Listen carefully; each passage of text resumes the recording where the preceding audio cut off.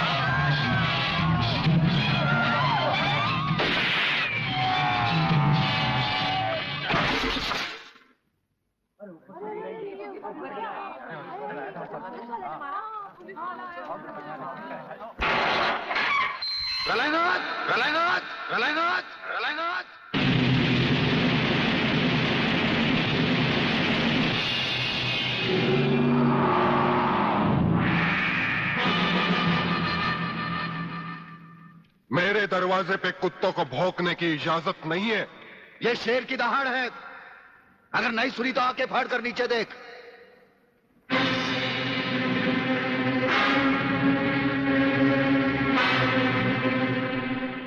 Inspector वागले तो अपने आप को समझता क्या है? तेरे जैसे पता नहीं कितनी खाकी वर्दी वाले हमारी घर की चौकीदारी करते हैं। नौकरी करता है 1500 रुपए की और बात करता है प्रलयनाथ से। यही 1500 की नौकरी करने वाला एक दिन तुझे 150 का कफन पहनाएगा प्रलयनाथ। आज से तू उल्टी गिनती गिनना शुरू कर दे। जिस दिन भी मुझे तेरे खिलाफ एक भी सबूत मिला ना, तुझे ऐसी मौत मारूंगा कि तेरी पापी आत्मा अगले 7 जन्म तक किसी दूसरे शरीर में घुसने के पहले कांप उठेगी। अबे चुप! एक लफ्ज भी आगे बोला तो भून के रख दूंगा। तू मारेगा मुझे? है? चल चला। अब क्या सोच रहा है? चला गोली। अपनी मां का दूध पिया है तो चला गोली। इस बदन को छूने के लिए शेर का कलेजा चाहिए। तेरे जैसा बुज़दिल और नामर्द मुझ पे क्या गोली चलाएगा? चला।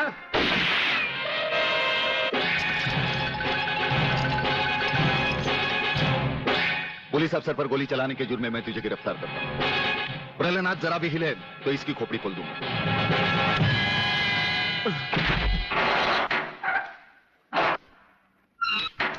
अगले मेरा बाप तुझे छोड़ेगा नहीं। आखिर तुमने वही किया जो हम नहीं चाहते थे। आज तक एक बात मेरी समझ में नहीं आई। आखिर आप चाहते क्या है? क्या आप ये चाहते हैं कि एक के बाद एक की मौत होती रहे और हम चुपचाप देखते रहे?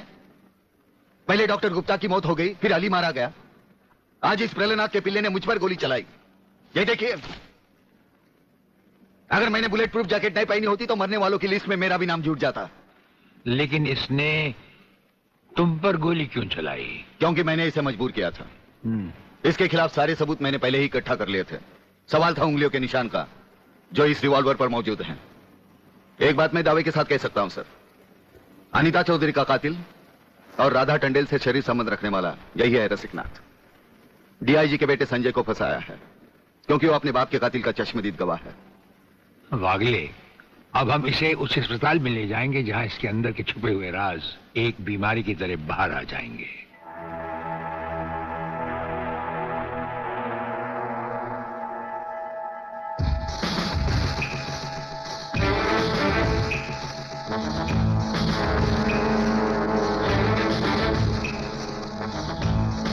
जो दुश्मन यहां बांधा गया, समझो उसकी अर्थी उठ गई।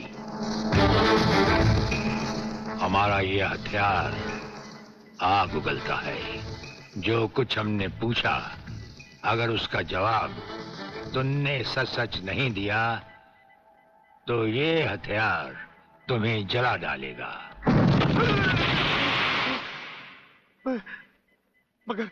मगर आप चाहते क्या है? प्रलयनाथ गिरनाथ स्वामी तुम्हारा बाप है।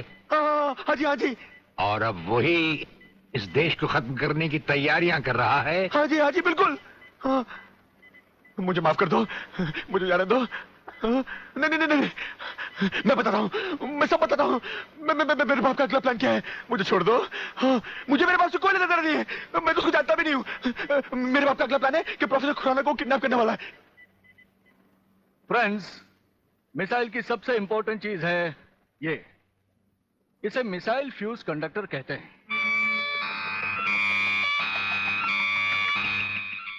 जब तक ये मिसाइल में नहीं लगेगा, मिसाइल टेक ऑफ नहीं कर सकता। वो एक मुर्दे की तरह होगा। पहले हमारे देश में मिसाइल फ्यूज कंडक्टर बनाना इतना आसान नहीं था, जो कि अब हो गया। खबरदार, कोई हिलेगा नहीं।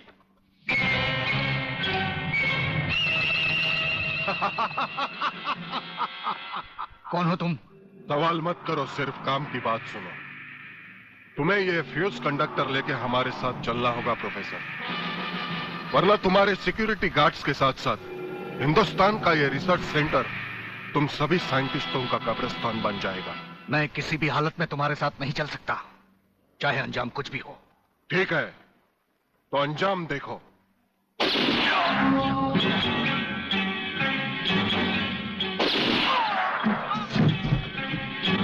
नहीं नहीं, ये इस देश के भविष्य है।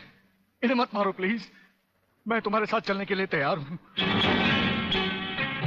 तुम अकेले नहीं, फ्यूज कंडक्टर भी तुम्हारे साथ चाहिए। डैडी रुको, डैडी डैडी रुको। डैडी, ये बहुत खतरनाक लोग हैं, मुझे बचा लो डैडी, जल्दी जल्दी जल्दी।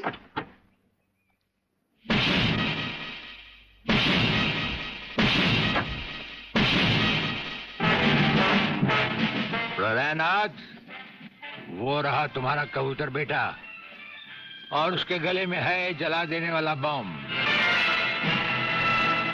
उसका रिमोट कंट्रोल हमारे हाथ में है। अगर तुमने एक कदम भी आगे बढ़ाया तो उसे जलाकर राख कर दिया जाएगा।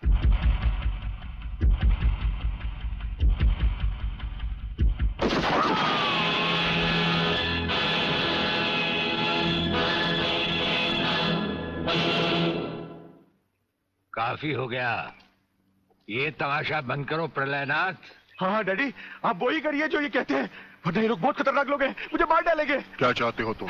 क्या मजेदार सवाल किया तुमने, समझे नहीं। प्रोफेसर खुराना को वापस करो और अपने इस कबूतर बेटे को यहां से लेकर रफू चक्कर हो जाओ।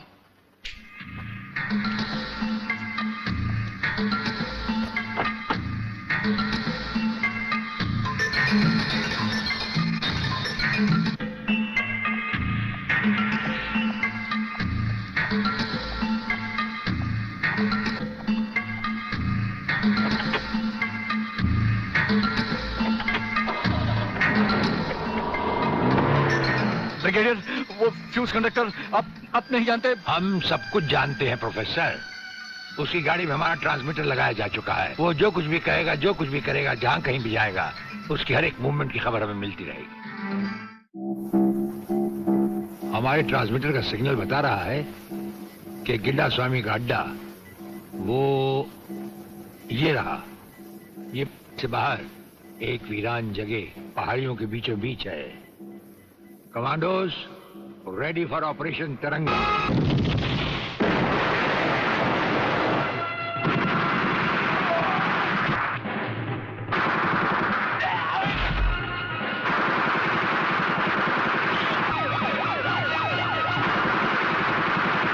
Underground guards ready for attack.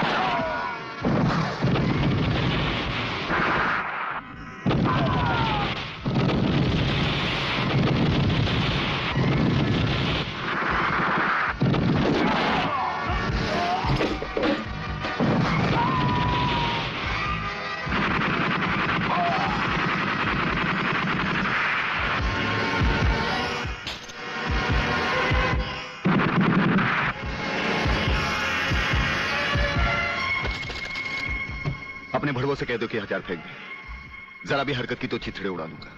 हथियार फेंक दो।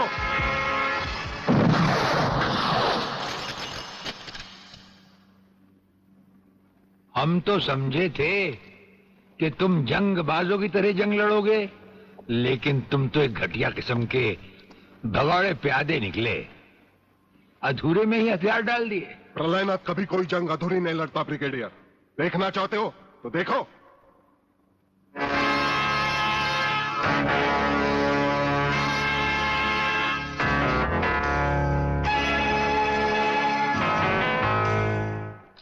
देखा वागले, अब हथियार नीचे डालने की बारी तुम्हारी है। डाल दो हथियार।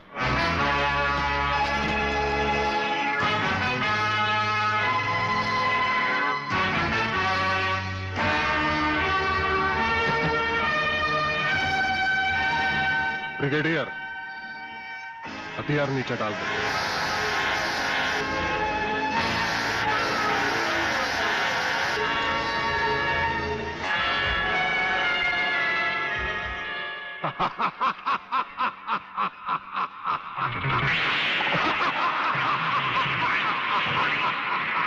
बागले साहब, यही है मेरे पिताजी का कातिल।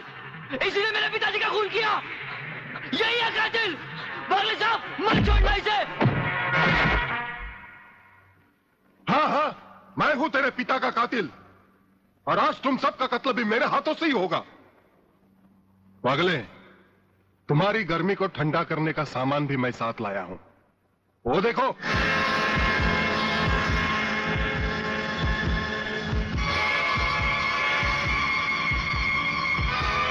खबरदार अपनी जगह से हिलने की कोशिश की। एक ही बटन दबाऊंगा, सबको राख कर दूंगा।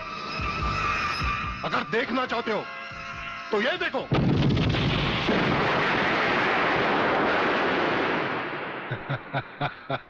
देखा ब्रिगेडियर, मेरी जंग की शुरुआत, और इसकी इंतहा होगी तुम्हारी बर्बादी और हिंदुस्तान का खात्मा।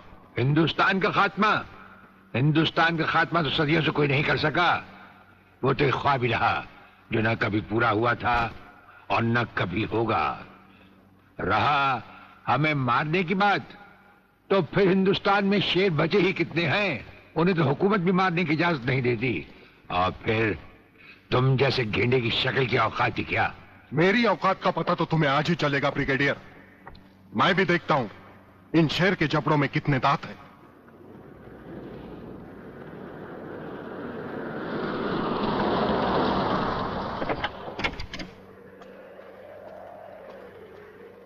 नमस्कार शिवाजीराव वागले। आओ आओ हीरे की औलाद आओ, तेरी ही कमी थी। आ जब तक हमारे देश के हिस्से में तेरे जैसे मंत्री आएंगे ना, हमारे देश का इसी तरह कल्याण होता रहेगा।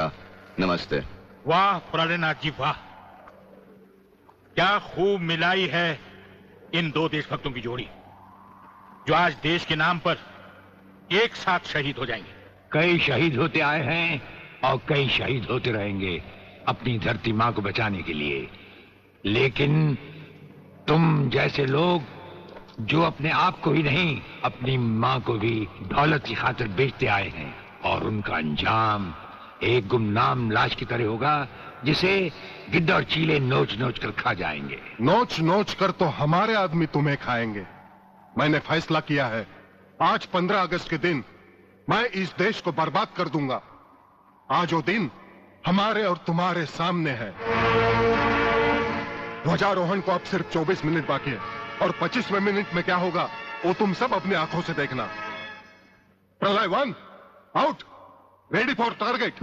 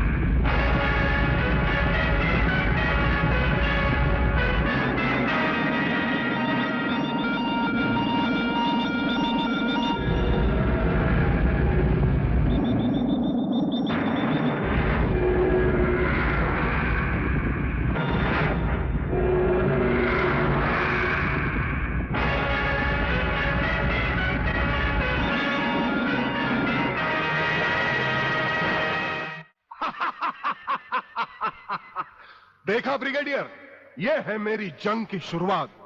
अब तुम सबके सामने ये मेरे तीनों मिसाइल्स ईस्ट, वेस्ट और नॉर्थ कमांड को खत्म करेंगे और हिंदुस्तान पर विदेशी हुकूमत का झंडा लहराएगा। और इस देश की बर्बादी तुम सब अपनी आंखों से देखोगे। ये देखो,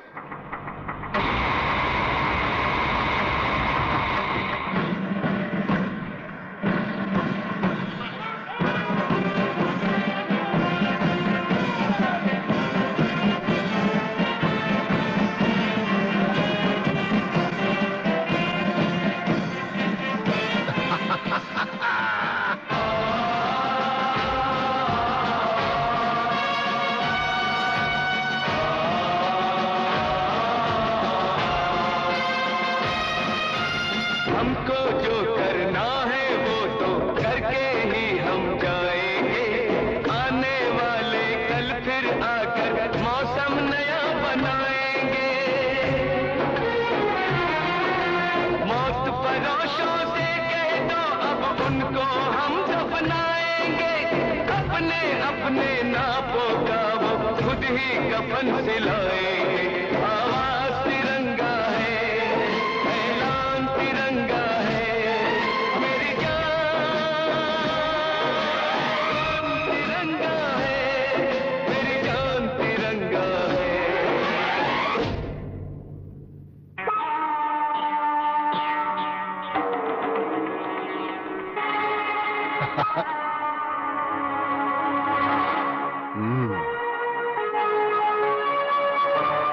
खड़े हो बारूद के ढेर पर और पी रहे हो पाइप।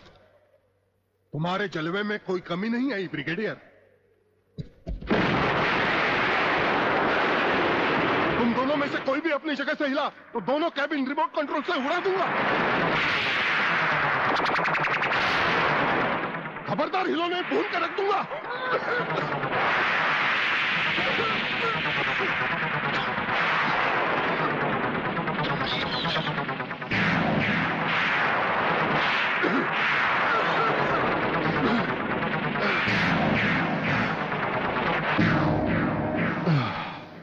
ये तो हमारे एक छोटे से पीने वाले पाइप का कमाल था। अगर कहीं भूले से हमारे इस रुमाल को हाथ लगा बैठते तो जलकर राख हो जाते गेंडा स्वामी। जलकर राख कौन होगा, इस बात का पता तुम्हें अभी चल जाएगा ब्रिगेडियर। प्रलय 1 स्टार्ट।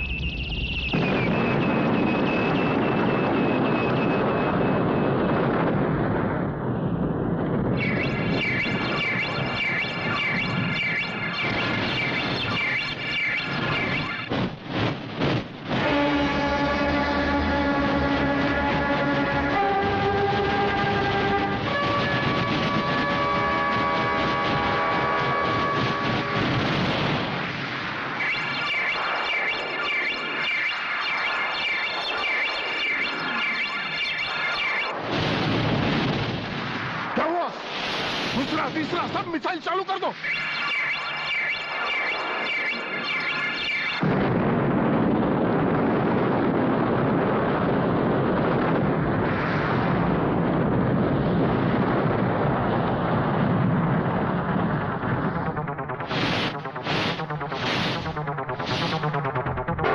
प्रलयनाथ जी, मैं पूरी कोशिश कर रहा हूँ, लेकिन पता नहीं क्यों एक भी मिसाइल टेक ऑफ नहीं हो रहा। गार्ड्स, इसका टेक ऑफ कर दो। हमारा वो पाइप डायनामाइट से भरा हुआ था। हम जानते थे कि तुम कभी ना कभी हमारे हाथ से छीन कर उसे फेंकोगे। उसी के धुएं की आग लेकर हमने तुम्हारे सब मिसाइल के फ्यूज कंडक्टर निकाल लिए हैं। गेंडा स्वामी, फ्यूज कंडक्टर, अब तुम्हारे मिसाइल में सिर्फ धुआं रह गया और कुछ भी नहीं। बाकी बचे तुम।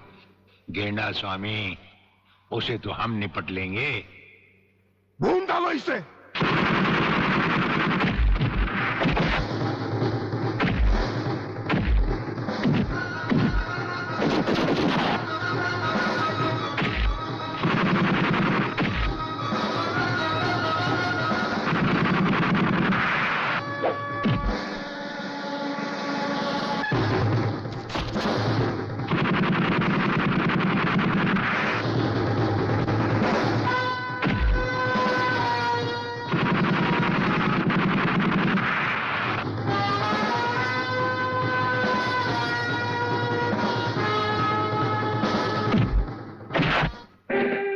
मैं शिवाजीराव बागले, मराठा मरता है या मारता है। याद है मैंने तुझे एक दिन कहा था, यही 1500 की नौकरी करने वाला एक दिन तुझे 150 का कफन पहनाएगा।